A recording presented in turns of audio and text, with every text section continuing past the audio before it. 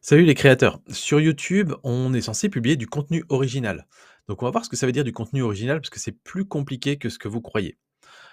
Déjà, première chose très simple à comprendre, c'est que la duplication totale, si vous reprenez le contenu de quelqu'un d'autre et que vous le réuploadez exactement de la même manière, une musique, une vidéo YouTube, un film, etc., c'est totalement illégal, ça va à l'encontre des droits d'auteur et surtout vous n'ajoutez aucune valeur. Donc ça, de toute façon, ça n'a pas sa place sur la plateforme, donc oubliez ce concept-là si c'est cette image que vous aviez en tête. Maintenant, si vous voulez, à l'inverse, être le plus sûr possible que votre vidéo pourra être monétisée et pourra rester sur la plateforme à vie, bah, assurez-vous que vous avez 100 des images, des musiques, des paroles qui apparaissent dans votre vidéo, qui vous appartiennent et que vous avez créées vous-même. Là, vous aurez jamais 0 problème. Mais c'est évidemment pas, possible pour tous les créateurs de créer leur propre b-roll, de créer leur propre musique et cetera et donc souvent, on aime bien aussi pour dynamiser les vidéos, utiliser des petits extraits, utiliser des petits bouts de reprise, utiliser, des petits bouts de musique, ou des musiques de fond et donc du coup là, c'est un peu plus flou. Donc c'est ce sujet-là qu'on va traiter dans cette vidéo. Alors déjà, dès le moment où vous reprenez un contenu qui a été créé par quelqu'un d'autre, même si vous ne reprenez qu'un petit extrait ou même si vous venez l'ajouter à votre propre contenu original, en fait, d'une manière ou d'une autre, vous allez laisser à quelqu'un d'autre le choix de ce qui va advenir de votre vidéo. C'est-à-dire que cette autre personne, qui est, le créateur de l'œuvre originale, la personne qui détient les droits d'auteur sur cette musique, sur ce jeu vidéo, sur ce film et cetera, va pouvoir décider soit, de faire en sorte que la monétisation soit réorientée. C'est-à-dire que pour vous, créateurs, votre vidéo va paraître démonétisée. En réalité, il y aura toujours la publicité dessus, mais la monétisation ira au créateur de, cette œuvre originale. Même si c'est un petit extrait de quelques secondes d'une musique ou d'un film, le créateur original pourrait décider de récupérer 100 de la monétisation de la vidéo. Mais c'est pas la seule possibilité. La personne qui a créé ce petit élément que vous avez rajouté en vidéo peut décider aussi de vous forcer à supprimer le passage, qui est concerné, ou bien totalement supprimer la vidéo, faire en sorte que la vidéo ne soit pas visible sur la plateforme. Et ça, évidemment, en tant que créateur, bah, on veut essayer d'éviter ça. Donc vous avez déjà plusieurs sujets. Par exemple, vous avez le sujet hem, de la musique. La musique, c'est un cas très particulier parce que du coup, la musique généralement est automatiquement détectée et les règles sont déjà appliquées automatiquement derrière. Donc si vous avez une musique que vous voulez tester, vous pouvez très bien le mettre sur une vidéo, l'uploader et voir ensuite, bah, si, quand votre vidéo a un nom répertorié, vous avez un petit avertissement pour droit d'auteur ou quelque chose comme ça. Dans ce cas, vous savez à quoi vous en tenir. Il y a aussi Creator Music, qui est toute une plateforme que YouTube a mis en place aux États-Unis, qui est pas encore disponible en France, qui vous permettra à l'avance, avant d'utiliser une musique, de savoir si vous avez le droit, dans quelles conditions, et cetera. Mais on n'a pas ces questions-là, on les a pas pour, des extraits de films, de séries, de jeux vidéo, les vidéos YouTube d'autres créateurs aussi.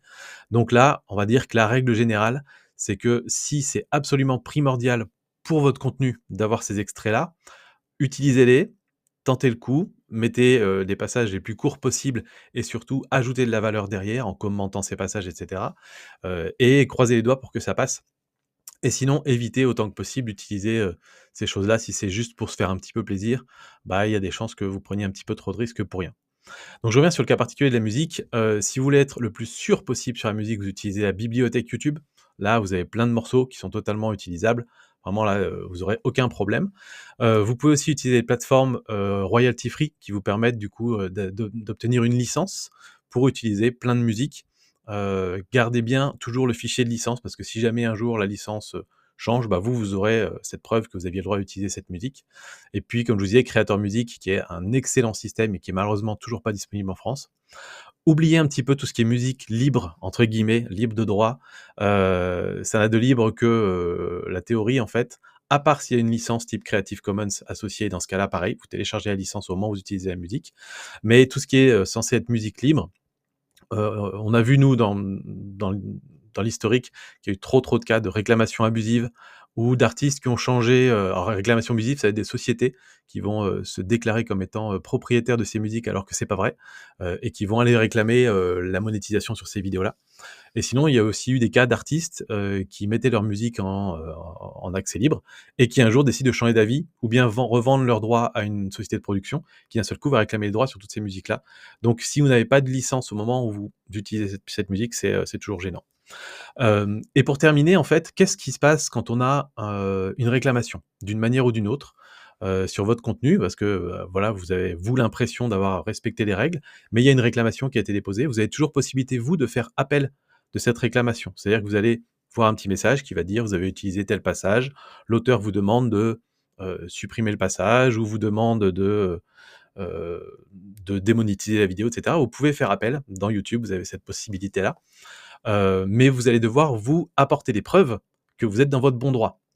Donc apporter des preuves, c'est pas juste argumenter en général, c'est, une preuve papier, donc je vous dis une licence, une autorisation d'utilisation par l'auteur lui-même, voilà, ce genre de preuves-là.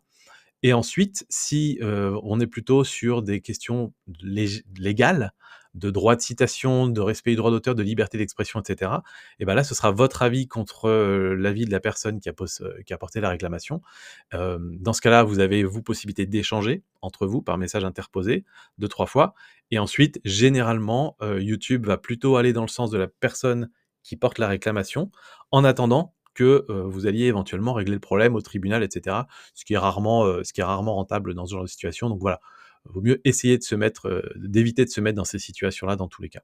J'espère que cette petite vidéo, en tout cas, vous aide à mieux, envisager et mieux comprendre ce que vous avez le droit et pas le droit de faire avec les contenus créés par d'autres personnes sur YouTube. À bientôt!